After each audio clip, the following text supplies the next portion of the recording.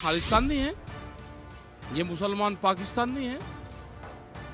इसका यही मतलब है कि सरकारी दम पे जो दमनकारी नीति उनकी चल रही है, तो जो सरकार में बैठे हुए लोग हैं, जो सरकारी उच्च पदों पर लोग हैं, जिनके हाथों में सरकारी बंदूक चलाने का अधिकार है, जिनके हाथ में जिनके ऑर्डर से सरकारी डंडा चलता हो, तो वे सरकारी तालिबान हैं और उनका कमांडर वो है जिसने उसको ऑर्डर दिया।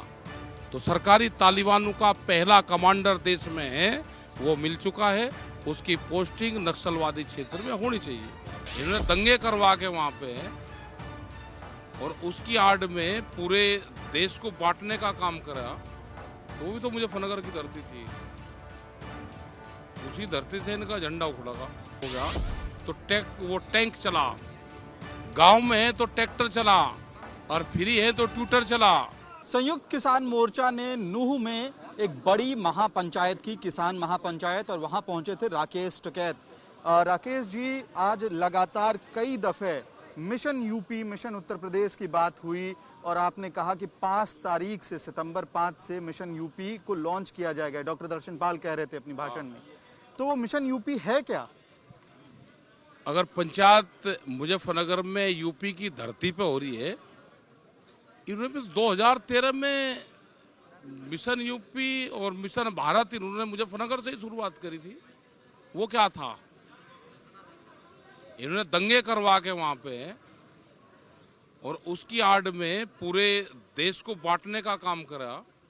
तो वो भी तो मुजफ्फरनगर की धरती थी, उसी धरती से इनका झंडा उखड़ा। आपकी क्या तैयारी है मिशन यूपी में? मिशन यूपी में तैयारी है, जो लोग वहां पाएंगे भाई 500 के करीब तो ढाबे लगाए, वहां भंडारे लगाए, खाने पीने की व्यवस्था करी, सब लोग जो जाएंगे वो है।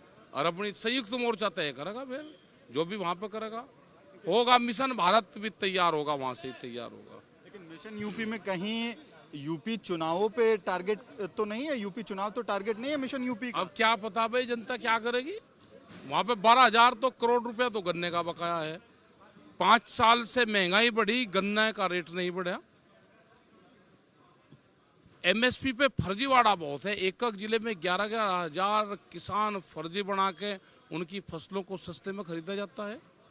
आलू का किसान पूरा बर्बाद हो गया, धान गेहूं का किसान बर्बाद है। तो ये बात हम करेंगे। प्रधानमंत्री ने ये कहा कि 2022 में आमदनी दुगनी हो जाएगी, फसलों के रेट दुगने पे हो जाएंगे। तो 2022 में तो फसलों का रेट दुगना हो जाएगा। देश के प्रधानमंत्री ने कहा गेहूं का रेट 4,000 रुपये पे गेहूं हमारे बिकेगा। तो हम तो यही तो मिशन यूपी है हमारा कि फसलों के रेट दुगने होंगे, आमदनी दुगनी होगी। बंगाल की तरह कहीं बीजेपी के खिलाफ कैंपेन की तैयारी है या चुनाव लड़ने की तैयारी है इस बार? चुनाव तो नहीं लड़ेंगे हम, चुनाव नहीं लड़ते। चुनाव नहीं लड़ेंगे ना, कैंपेन करेंगे बीजेपी के खिलाफ? हम तो अपनी बात कहेंगे किसान को, आम जनता को। उनकी मंडियां बिखरी है, उनके खेल के मैदान बिक गए नौजवान के, उनके जो देश में 14 करोड़ रोजगार आने थे नौजवान के, वो बिक गया। हम नौजवान को कहेंगे कि अगर फौज में भर्ती हो गया तो वो टैंक चला, गांव में है तो ट्रैक्टर चला, और फ्री है तो ट्यूटर चला। अपनी बात को उस पे। हाँ, सवाल है कि आज आपने अपनी भाषण में कहा कि बीजेपी राष्ट्रीय ध्वज का अपमान किया है हाल फिलहाल में। ऐसा क्या, क्यों लगता है आपको कि बीजेपी ने अपमान किया राष्ट्रीय ध्वज का? वो गवर्नर थे, उनकी डेथ हुई, वो पूर्व मुख्यमंत्री भी थे, कल्याण सिंह जी। बीजेपी का झंडा बड़ा है या राष्ट्रीय ध्वज बड़ा है? आप बता दो कौन सा है भाई, आपके हिसाब से कौन सा है? नहीं, आप बता दो ना, बताने में क्या दिक्कत? नहीं, आप ये बताओ कि देश में बीजेपी का ध्वज बड़ा है या राष्ट्रीय ध्वज बड़ा है? आप बता दो मुझे। हमें तो देखिए, हम तो गांव के आदमी, हमें तो राष्ट्रीय ध्वज बड़ा लग रहा है। आपको कौन सा लग रहा है?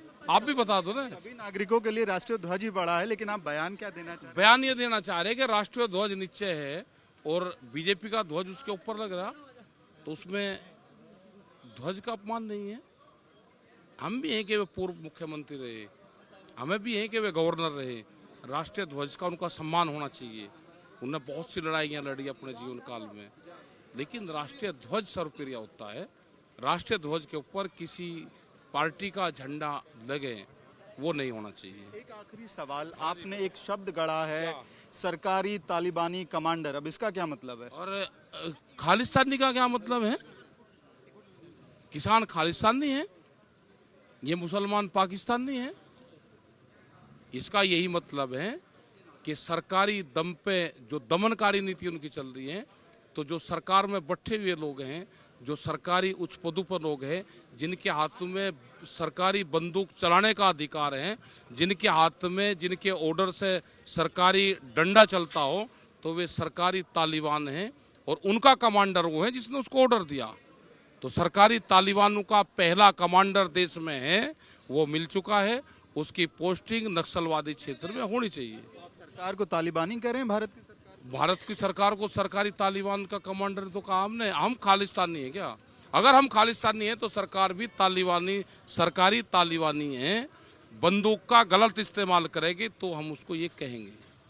तो ये थे राकेश टिकैत, किसान नेता, जो हरियाणा के नूह में किसानों की महापंचायत को एड्रेस कर रहे थे। 5 तारीख को, सितंबर 5 को मुजफ्फरनगर में राकेश टिकैत साफ तौर पे कह रहे हैं कि मिशन यूपी का आगाज होगा। कैमरा पर्सन संजीव के साथ अमित भारद्वाज।